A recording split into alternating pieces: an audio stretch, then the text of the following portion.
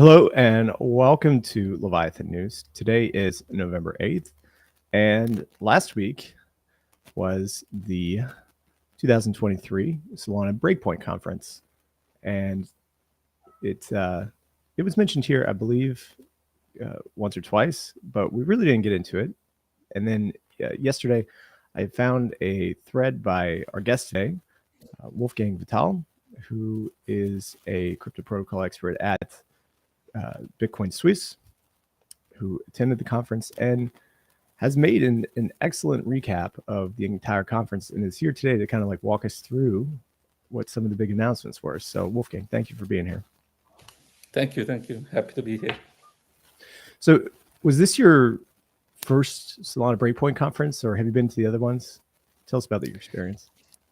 Yes, this was indeed my first Breakpoint. And I started working full-time in crypto professionally since August 2022. So quite early, but I was already in crypto as a hobbyist, let's say. I was working full-time, completely different career.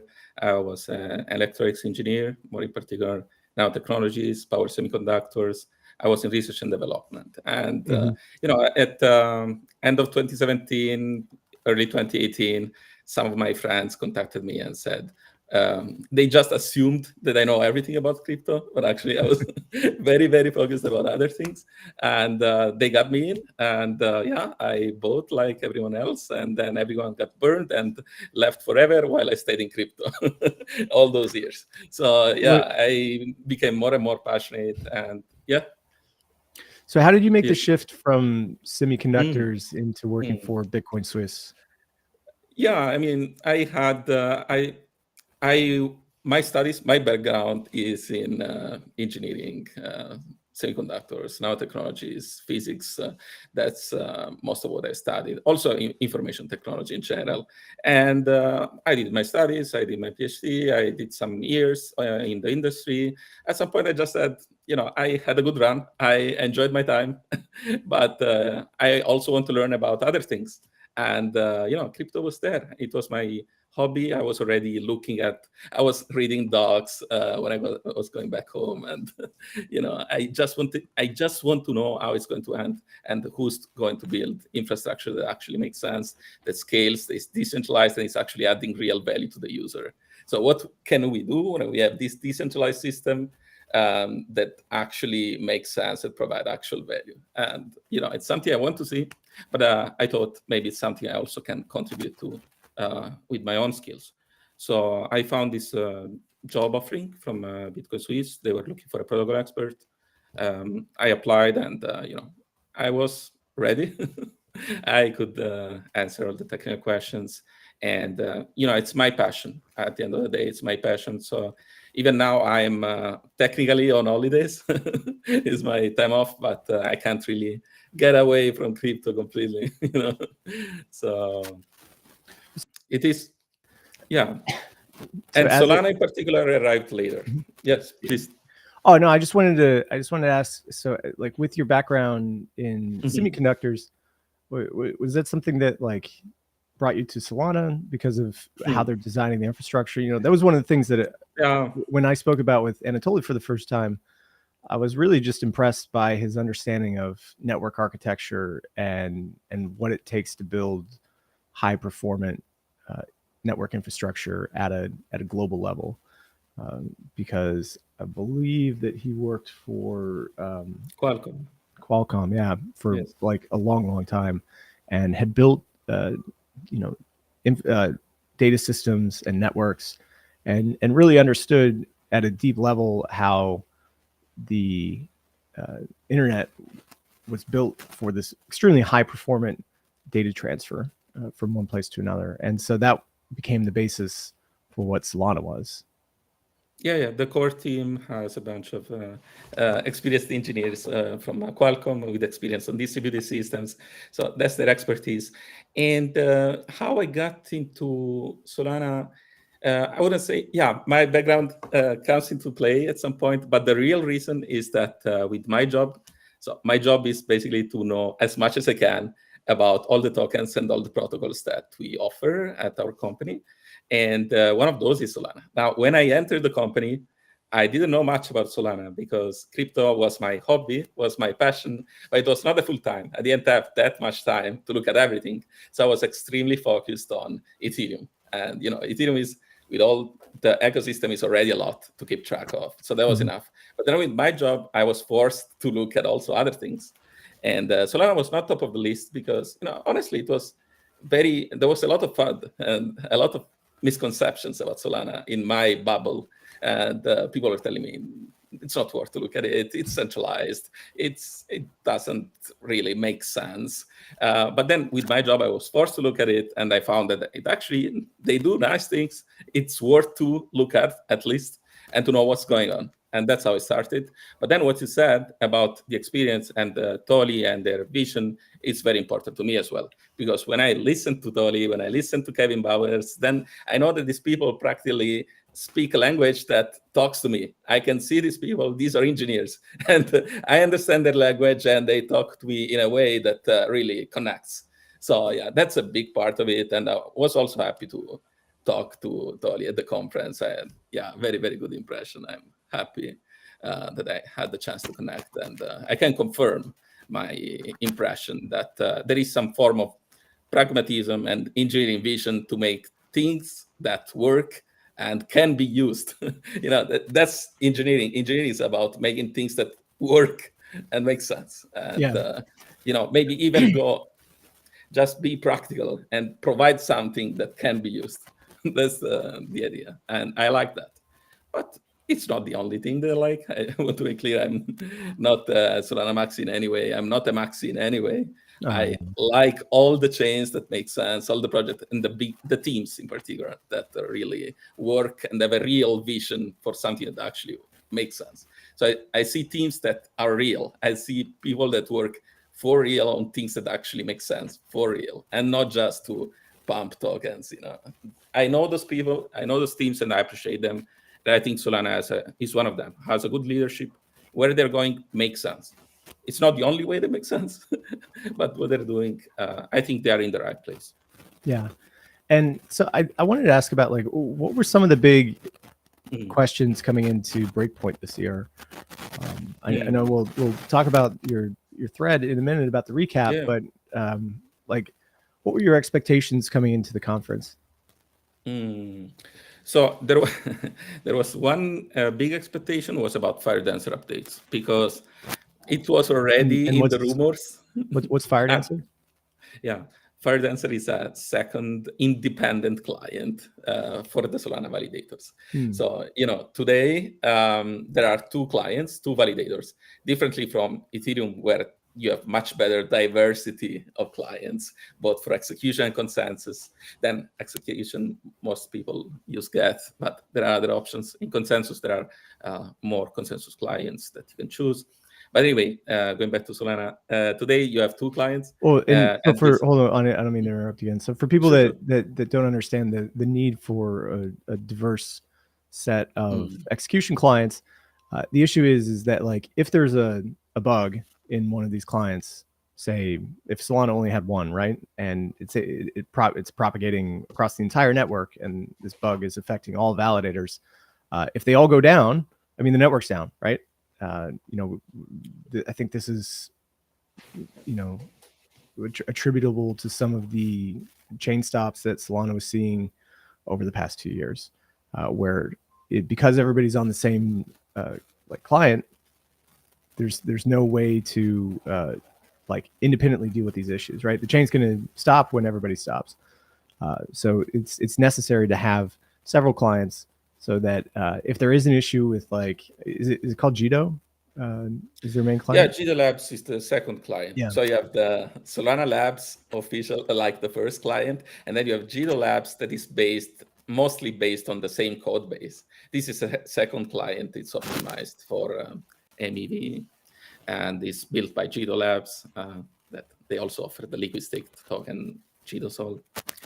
So there are two clients today, but they share most of the code base. They share most of the dependencies because they use the same programming language. So it doesn't really help with diversity for the issues that you were mentioning. FireDancer is built from scratch on another programming language. It's written in C.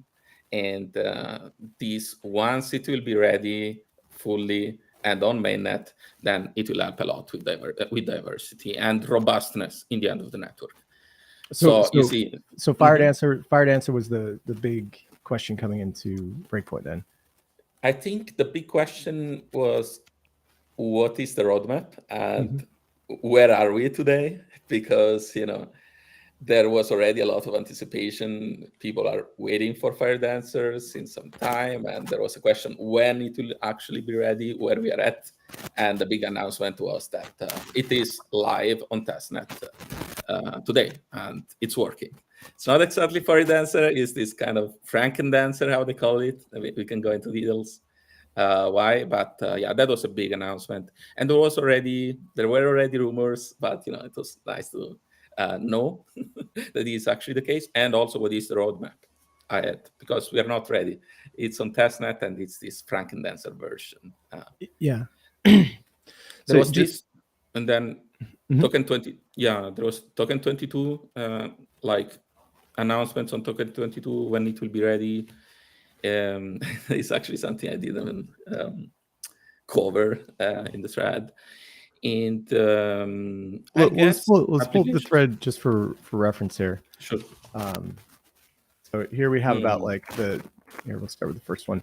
So Anatoly talked about this alignment thesis, which does this release reduce latency and increase throughput? So this is really like the core problem that Anatoly and the team are working on at Solana Labs, right? Yeah, you see, this was said, let's say, half jokingly, like it wasn't like this is the rule and it's as simple as that. It was also some kind of a reference to the alignment conversations that you have on Ethereum. Like, what does it actually mean to be Ethereum aligned? And what is the real social consensus there? It's a bit, it might be sometimes vague or complicated. He said, we have something that is very simple, and it's easier for us internally to be aligned in this direction. Then, of course, you can add much more nuance to this rule, of course. Yeah. And there are other trade-offs, but it was just a nice way to start and set the mood. This was the first presentation, really, at the beginning. Yeah, and so I think people miss that they do have a lot of validators and RPC units over at Solana. I think they're one of the networks that's on the higher end, actually, for staking.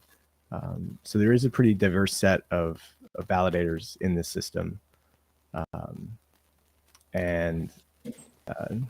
Yeah, there is that, and there is also the fact that this validator word is used in different ways on different chains. So sometimes it can be confusing, because sometimes people might even think that Ethereum has 500,000 validators, but it's not the same things. It's not 500,000 nodes. It's 500,000 chunks of 32-bit. So there is also that kind of challenge. But number of full nodes is definitely something that they want to optimize for. This is what I was mentioning about the roadmap. So what we have live on testnet today is Frankendancer. And basically, it's the code in C for FireDancer, only for networking functions, while for runtime and consensus, you would use the same code as the Solana Labs and the Jido Labs client. So it's still not the full FireDancer. And for that, we will need to wait until the end of next year, probably, for the testnet release. This is something I didn't know at all about, and I was very happy to see. It's another client implementation. This is Zig. And this is written in Zig, the programming language. So it's yet another independent code base. And here they're optimizing for reads per second. So this RPS. And it's early. You see the roadmap there. They're working on the second step about the accounts, so the state, and work in progress. But I was very happy to see that and talk to the team. Good feelings. Yeah, and then also AWS and Google also presented as well too. Yeah, about this, I would say that it's interesting because for some of these integrations, this is the first non-EVM chain that is actually supported. So, it gives you an idea of the fact that, and it's easier to integrate than just another EVM chain. So it gives you an idea of the fact that these teams believe long-term in Solana, because the effort in integrating something different is definitely something not to be understated. Yeah. So we have this both for the Node Runner app and for the indexer from Google Cloud. That's pretty cool. And so these will be integrated at like the Google Cloud and Amazon AWS level, where you can select it as like a service that you can run, right? Yeah, to spin up easier in an easier way these nodes, because today they are already used, but this will make it easier. And at this point, you also have to wonder, is it something good or not for decentralization? Because you see, today, the diversity of hosting solutions for Solana is actually pretty good. While in other cases, you might see that AWS is absolutely dominating. So the question is, will this kind of integration make dependence on AWS more and reduce the decentralization or diversity of hosting solutions? So there is also that. I mean, everything here can be really, we can add nuance and trade-offs. Yeah. So there's also some like data availability and storage updates that are coming as well too. So for data availability solutions, we should mention TinyDancer. And this was basically, I guess, the end of the infrastructure part of the thread, or tech part of the thread. TinyDancer is a good, very interesting project. This also came from one of the latest hackathons. And their goal is to provide a light client for Solana. Because Solana is good in terms of number of full nodes, but still there is no easy way for the user to verify the chain. I mean, they can run a full node, but it's expensive. So you wouldn't do that just to verify the chain if it matters to you as an end user for end user verifiability. So this is what Light Client gives you. And there are different phases. The first phase is just SPV, simple payment verification. So you can verify that just the state that matters to you is actually on chain. It has been confirmed. And you can do that without running a full node and without trusting an RPC node, just cool. one node. And this is the team presented their progress. And it's not as easy as just writing the software. You have to implement this kind of SIMD, or anyways Solana improvement proposals, because also the other clients will need to introduce changes that make light clients possible. So it's not just a TinyDancer work, TinyDancer, the name of the light client, but also coordination with the other client teams to modify in some way the protocol in a way that allows light clients. Yeah. So there is this kind of governance problem as well. So I really like this this slide, right, where it talks about like wallet standards on AWS. I mean, we've seen a lot of growth of mobile in this past quarter for Ethereum based or an L2 based stuff. We had Frentech, which came out, and we had several other mobile applications which are starting to figure out how to integrate on AWS and other mobile phones as well too. So I think that Solana is probably going to have to push in that direction as well too. Yes, absolutely. I mean, if you tried interacting with DeFi or DApps on mobile, it's not as smooth as it should be, not yet. And here they presented this extension for Safari on mobile that lets you sign and lets you interact with the apps directly on Safari without installing another wallet and the browsing wallet. That also works, but it's not ideal. I guess probably the best UX is on the Saga, but I never tried it personally. Is that the Solana phone? Yeah, right. Yeah. And then we were talking beforehand, and you said you actually went to the Network State conference before you came to Solana. So was Balaji also at Breakpoint as well too? Yes, there was this conference. I actually made another recap for that the day before. It was honestly very, very interesting. I was not I knew something. I mean, I heard Balaji talking about network state for sure, one or two podcasts, but I didn't know where they are at in terms of turning theory into practice. So that was the theme of that conference. And here, Balaji at the Breakpoint gave us like a short snippet on on how to build network countries and why network states are possible, preferable, and profitable. So that was the idea. And yeah, this was just 10 minutes, but it was a nice ad because you see, we are building decentralized currencies, new currencies, but a clear use case is also in payments and transfer of value between different states, and network states need this. So when you're looking for applications or why it makes sense to build decentralized currencies, definitely network states are a possible application. So it's good to know what is happening there, and if we will eventually use these tokens, ETH, BTC, SOL, also to transfer value between different network states or inside different locations of a network state. Sam, you're muted. Sam. Sorry. So one of the things that I've been pretty interested on Solana has been Star Atlas, and they actually presented an update for their game. They had some new game content here. Here we can see some like racing, and there was some other announcements made. Unfortunately, the Star Atlas team had exposure to FTX, and so they lost several $1 million when FTX went down, and it set back game development at the time. But how many is several? It was a lot. Several. You're saying. Either 20 or 30 million. Wow, that's a lot of severals. Yeah. So they had cut like 80% of their, or sorry, 75% of their workforce, and they had just really been hit. Unfortunate. So they lost 50% of their funding in the FTX collapse,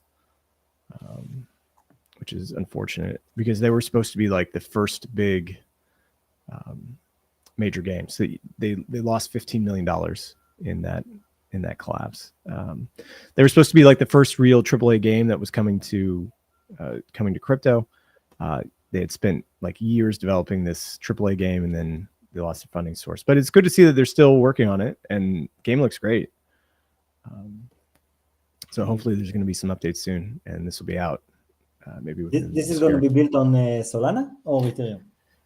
Yeah, so it's like it's a game, right? But then like all of the items and everything else within the game are going to be like NFTs and other things that exist on chain as items. And so like you'll be able to like buy and sell, and the whole game economy will be run through the Solana network. That's cool, actually. Yeah. What are the biggest like narratives pushing Solana forward at the moment? Like, what is the ecosystem most bullish there about? Like, is it really gaming? Is it other use cases? What is it? Good question. I think it's mostly payments, payments and trading. I think that was the main, and the deepin. Yeah, true, for sure. I don't think there is like a clear focus on one narrative other than making this extremely scalable layer one and have composability. So composability is the key, and that also makes sense because you can achieve scalability with modular blockchains, with rollups, with app chains. But then, one trade-off that you could consider is the fact that you have some kind of fragmentation of the state. So the idea is we are building, the Solana labs and developers are building Solana in a way to see what happens when you have this global state machine, fully decentralized, synchronized at the speed of light, where everyone can have access to this state or to the state that they care about, because then you have isolated fiat markets. So a clear application is in payments and trading, because for DeFi, you want this highly composable state and applications. but then this also makes sense for potentially for gaming, but we'll need to see.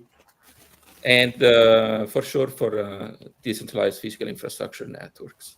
So you think Helium, you think HiveMapper, you think Render, these kind of projects. If I had to say only, these payments and trading. I mean, Solana's done a great job in pulling projects in. I mean, they've gotten Helium to come over, to fully switch their network off their own network and come to Solana. Render has made the switch as well too, and they have a strong team there that is helping other projects build.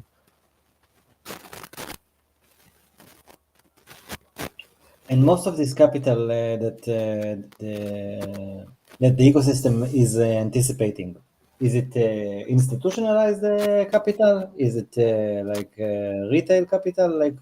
What's the focus there, if any? Yeah, good question. I didn't feel like there is a rule or there is a narrative like we have to focus on this or something else. The goal is to build the network, to build infrastructure that is actually useful. And this is both for end users, but also for applications like the integration for payment settlement between Visa and WorldPay with USDC on Solana.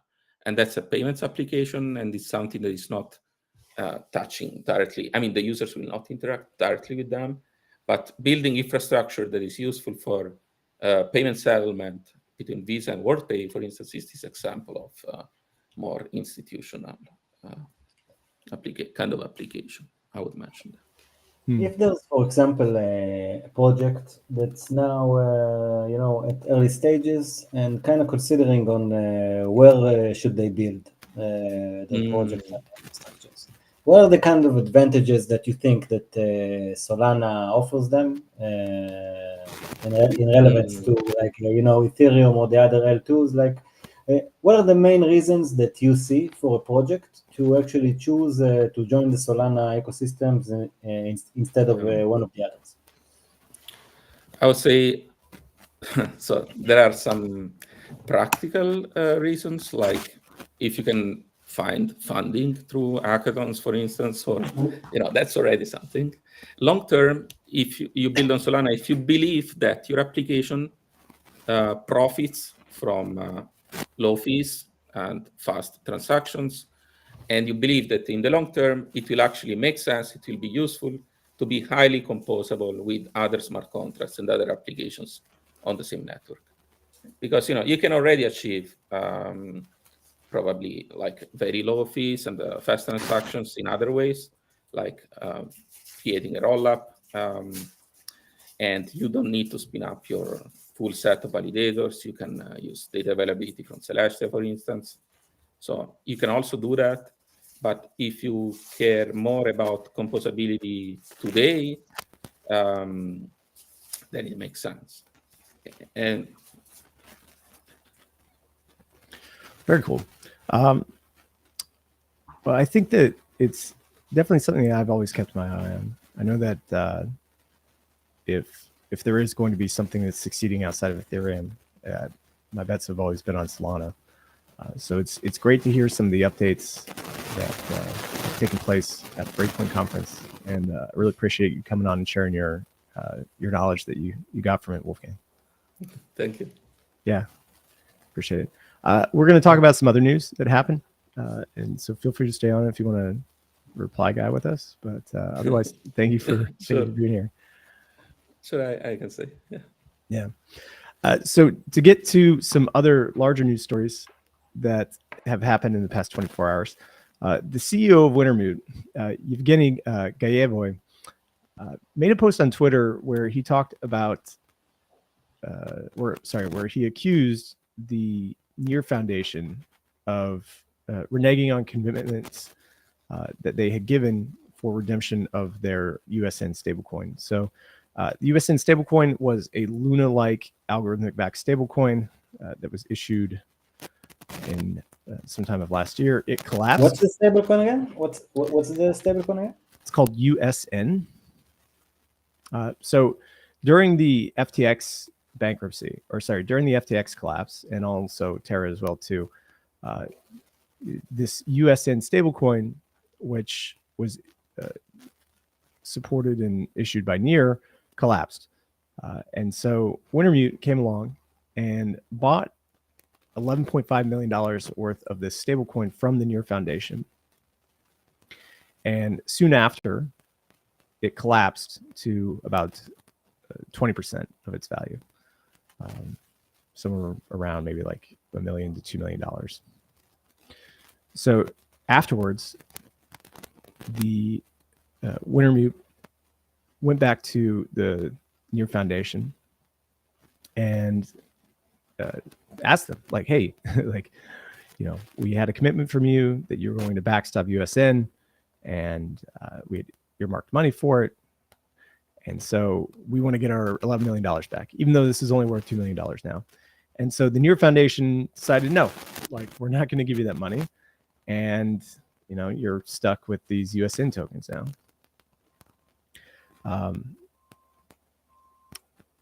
And so what's interesting about this is that they were the ones selling this USN to facilitate funds going back to FTX creditors, right? They essentially took hold of this USN, the price collapsed, and then they were stuck holding the bag. So he went out and made a public comment on Twitter about it, which you don't really see that often. It must be kind of like at the final stages where nobody's really making any progress anymore. And so the Near Foundation also had a recap as well too. They claimed that the claims were unfounded, and that Wintermute tried to use the USN protection program, which is what they had. He was claiming they should have gotten their UST back or USDT back. That ran counter to the risk and purpose, or ran counter to its purpose and its terms of use. So the USNPP was established to protect USN stablecoin holders and the Near ecosystem. So they tried to, this is Wintermute, tried to exploit the program and profit from the purchase of distressed assets from the Alameda sale by purchasing these from the FTX creditors, and they got stuck holding the bag. But FTX creditors got $11 million back. The Near Foundation didn't actually like approve this request because they saw what they were doing, right? Just trying to offload and be this middleman and capture some profit from it. And so what Near says happened is that in August 2023, Wintermute acquired 11.2 million USN from the Alameda estate, nearly a year after the USNPP was introduced, and requested to redeem them for USDT. The redemption request was inconsistent with the intended purpose of the USNPP and the terms which are made for the program. They denied this request by Wintermute to redeem their USN, and now it's become a public spat. But if they get their USN worth back, wouldn't all the other people that were holding USN want it back as well? Yeah, well, let me just run through it again. So Wintermute went out and bought USN from the Alameda estate with the expectation of trying to redeem it from the Near Foundation. So they paid $11 million, and they were hoping to get back, you know, a little bit more money than that to essentially arbitrage this. However, the price collapsed soon after, and it was only worth 20% of what it was. And so they still tried to redeem it at that point for the $11 million, even though it was worth only $1 to $2 million, and the Near Foundation said no. So it is a bit of an issue. I don't really think that maybe I'm not understanding something correctly, but like, didn't they take a bet on USN here when they decided to hold USN? You know, what I mean is, what's the difference between Wintermute and any other USN holder? Like, why is their claim to get their money back bigger than just someone that had $1,000 in the USN prior to that? Because USN bought their, or sorry, Wintermute bought their at USN after the fact of this claim, right? I believe, and was trying to like extract money from it. But the people that win in all of this are the FTX creditors who received $11 million for the sale of those assets. So they bought it. They paid 11 million after the drop. You mean after I think it they was yeah, I'm not 100% certain. I think what I understand when I read this is that they bought the asset, the USN, and then it collapsed. Because I don't think they would pay $11.2 million for an asset that was worth $2 million. Yeah, but then why? Why should they have a claim in that case? Like, I don't really get it. Well, because Near has this like insurance program that they were like refunding people for their stake of the USN that they have, like actual people who had minted it, right, and had lost money on this, and so I think they were giving money back to them, and so Wintermute wanted to take part in this program, but they were denied from it. Because why? Because the program is too small for such a big participant, or what? No. It's just the Near Foundation denied them because they believed they were making a specific arbitrage trade and something that was outside the scope of what they'd set up this fund for. I see. Well, Yeah. I guess I don't know enough to have a strong opinion on it. Yeah. Well, it's one of those things. I mean, you don't really see these type of public claims happening on Twitter that much, right? Like you don't go for public support unless you're really at the end of the rope. Yeah. I guess a lot has happened backstage before we're hearing about it now, I guess. Yeah. Any thoughts on it, Wolfgang? Yeah, I agree with you. And, it's a matter for lawyers at this point. I mean, it already is clearly. And yeah, I guess they reached a point where they need to go public. But I don't have a strong opinion here. I am sure it's a matter of lawyers, for lawyers. And we'll see how it goes. Yeah, I guess the fight for the public opinion has started as well for the narrative. But yeah, I'm not sure it really matters much what will be said on X and the perception of public. I mean, if there is something in the wrong here, I trust the legal system to find who's right. We also had a story come out that OpenSea has marked down its stake, or like one of the firms that invested at OpenSea at the top when it was worth $13 billion has cut their valuation down to $1.5 billion from there, a 90% decline in just a year. It's a 90% decline of the valuation of OpenSea, or what? So this Cotois Management, I don't know how to say that, but this investment fund had purchased OpenSea equity pretty much at the top of the market when it was worth $13 billion. And now they have 10% of their initial investment? Yeah, now they've marked it down to 1.5 billion, which is probably still being optimistic at this point. Yeah, I just read something a few days ago that OpenSea is cutting down half of its staff or something like that, right? Yeah, actually, they had done that as well too. They cut 50% of their staff. Yeah, they definitely need to do some changes here because they didn't really use their advantage. Like they had such a long advantage for such a long while. I mean, in the NFT space, but they didn't really manage to, leverage on it and keep their moat. It seems. I don't think they're going to be the strongest NFT marketplace in the next bull run, to be honest. Maybe. I think they did miss the boat by not issuing a token, though. Yeah, we do know that. Sure. For sure, they had such a. I don't know if it would have solved the situation today, because I think that a lot of it was like implementing all kinds of features that other marketplaces were faster to release. I think that's actually what's keeping them, in my opinion, a bit behind at this point.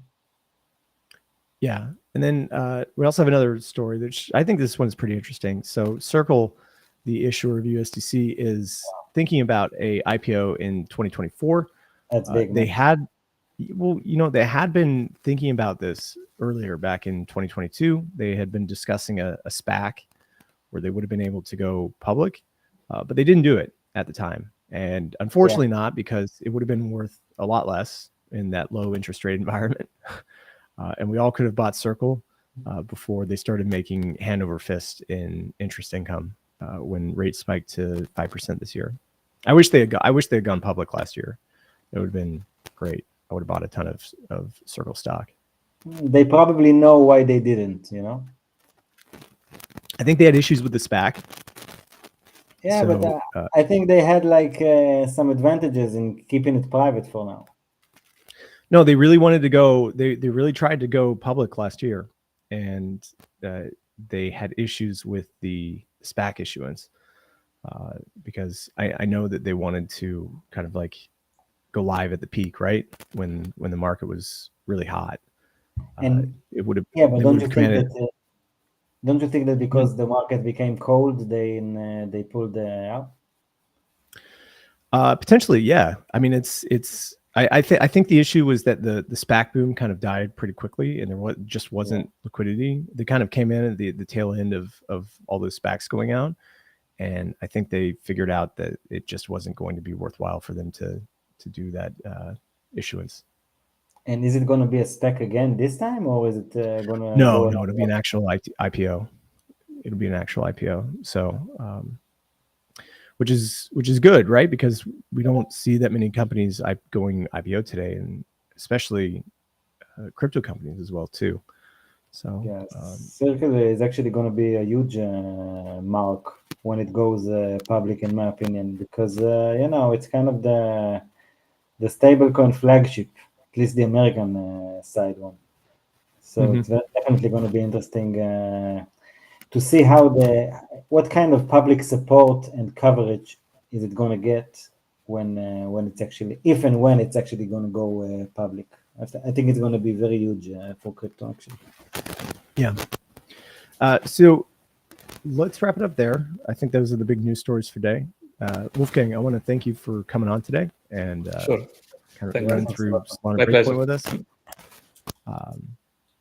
We'll be following your other threads. So if anybody is interested in following Wolfgang, you can follow him in Twitter. We have his information in the YouTube description below, or in the description below wherever you're watching this.